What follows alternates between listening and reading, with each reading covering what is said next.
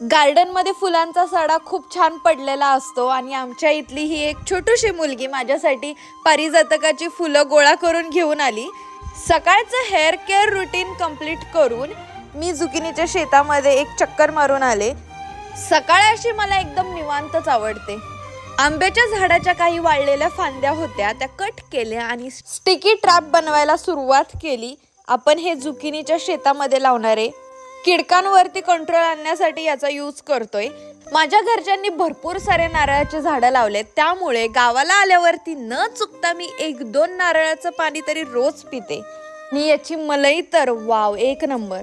परस बाग बनवायची म्हटल्यावरती इतक्या साऱ्या भाजीपाल्यांचे बियाणं मी गोळा केले आणि आजपासून सुरुवात केली आहे लागवड करायला।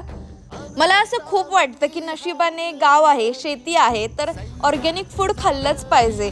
त्यामुळे माझा छोटासा हा प्रयत्न चाललाय माझ्यासाठी आणि माझ्या फॅमिलीसाठी। इव्हिनिंगलाही क्लायमेट फार भारी असतं। आज आमच्या स्टाफ मधल्या कोमल काकूंचा वाढदिवस होता आणि त्या खूप प्रेमळ आहेत आणि तितक्याच कष्टाळू। त्यांचा आम्ही बर्थडे सेलिब्रेट केला आणि त्यांची मुलं खूप खुश झालेले। लिटरली 2-2, 3-3 तास ते डान्स करत होते कंटिन्यू। त्यांना इतकं खुश बघून मला मस्त वाटलं आणि मजा केली।